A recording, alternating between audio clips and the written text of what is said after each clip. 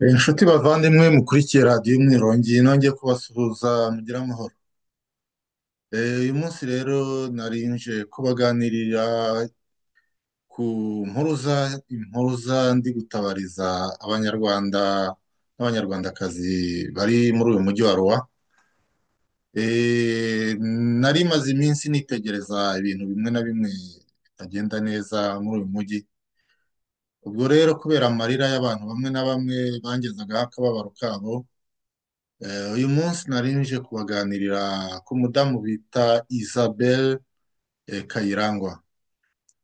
Isabelle Kayirangwa akaba ari umucikacumu, eh, akaba ari umudamu wabaye mu nkambi ya Malawi nyuma za 2001, akaza guhungira mu Bubiligi, akaba yarahabaye imyaka hejuru y'ine cyangwa itatu. Nyuma akahava akaza gutura muri uyu mujyi wa Roma. Uyu mudamu rero akaba ari umukozi wa ambasade. Uyu mudamu ambasade ikaba imukoresha cyane mu gihe cy'icyunamo. Si ubwa mbere ariko ambasade y'u Rwanda hano i Paris yifashisha abantu bo mu Bubiligi. Muribuka ubwo ambasade yazanaga Maurice Rwambonera aje kugambana ku banyarwanda ngo bakire neza Aloyizi Nyumba. Ntabwo rero byabakundiye kandi mwabonye n'igihembo bahaye Aloyizi Nyumba kubera ko atageze ku nshingano ze. Ubwo rero nkeka ko n'uyu munsi nubwo bari gukoresha uriya mudamu Isabelle, hari byinshi amaze koreka, ariko nkeka ko ibuye ryagaragaye riba ritakisha isuka. N'abatindiye rero icyo nagira ngo mbabwire ni uko uyu mudamu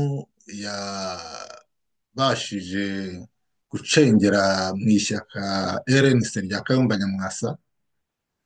Noneho akora ku buryo azajya afasha abanyarwanda bahunze Paul Kagame na FPR ye kubakorera amadosiye.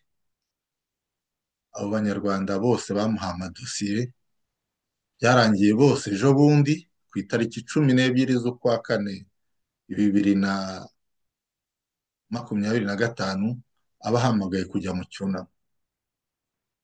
Aho rero niho bamutahuye kuko yabagamo batamuzi. Ubwo rero naho nahuriye na bamwe bansobanurira ingorane bahuye nazo. Yagenze bukeya cyane muri iryo shyaka, yigarurira bamwe mu bayobozi bagamije gusenya opozisiyo nyarwanda.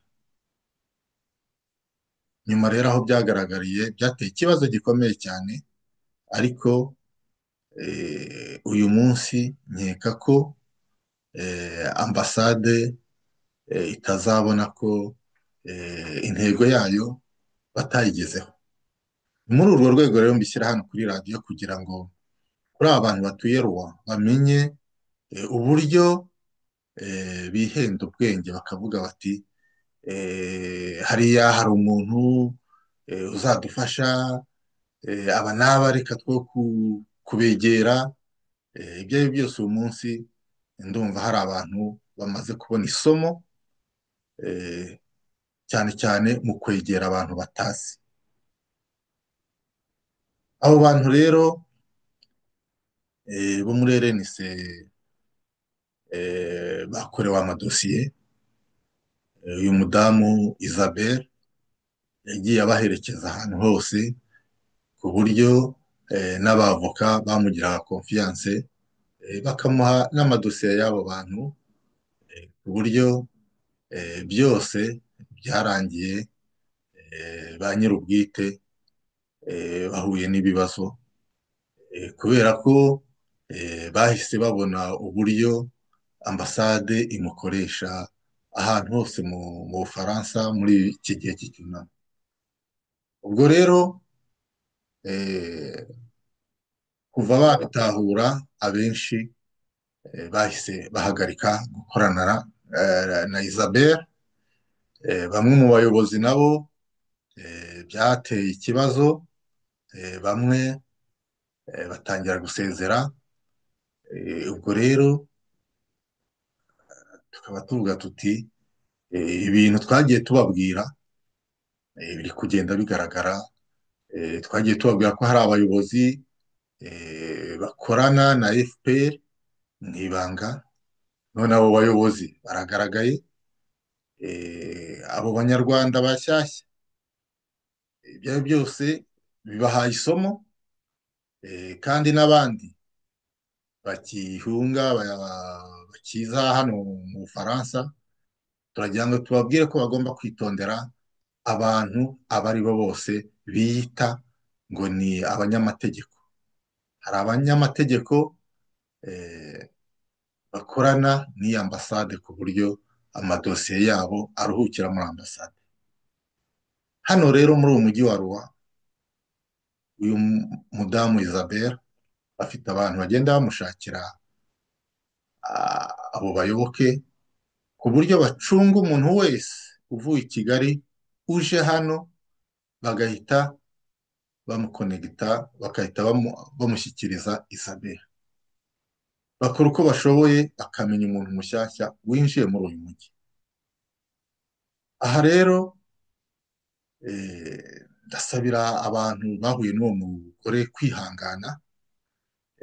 Nimwihangane kuko ntabwo mwari mubizi, ariko kenshi mujye mutega amatwi mwumva ibyo tuba twababwiye. Nitubabwira tuti hano hari inkoramaraso, hari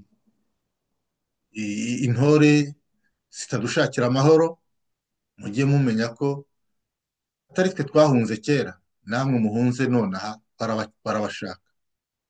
Mube maso rero. Muba mushakira rero n'abayoboke, muba mushakira abakiriya, harimo n'uwo mudamu Ariete wo kuri ako kabari Ikaze. Ubwo rero bakaba bashaka impunzi zose zigeze hano mu Bufaransa, bazirangira umunyamategeko Isabel Kayirangwa. Uyu mudamu rero ntabwo nzi bye byinshi cyane, ariko nzi ko yabaye mu nkambi. Ntabwo rero ayo mategeko yigeze akoresha kugira ngo abashe kujya muri za resitarasiyo nk'uko abandi bagiye za Canada, Amerika, Australia. Ayo mategeko ntiyakoresheje mu Bubiligi aho yabaye imyaka, yakoresheje ngo abashe kubona sitati, ariko uyu munsi ari hano kugira ngo afashe abandi babone ubuhungiro.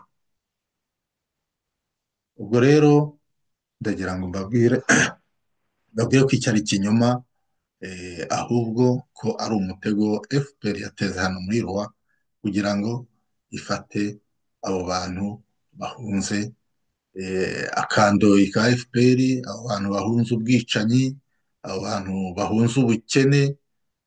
Rwose uyu munsi ndagira ngo mbaburire ntazagire umuntu wongera kugwa mu mutego w'uwo mugore. Uzagenda azaba yishoye muri Nyabarongo. Murakoze rero, nta byinshi nagira ngo mbagezeho, kwari kubaburira kugira ngo mumenye uko mwitwara imbere y'uwo mugore Isabel Kayirangwa. Murakoze, umunsi mwiza.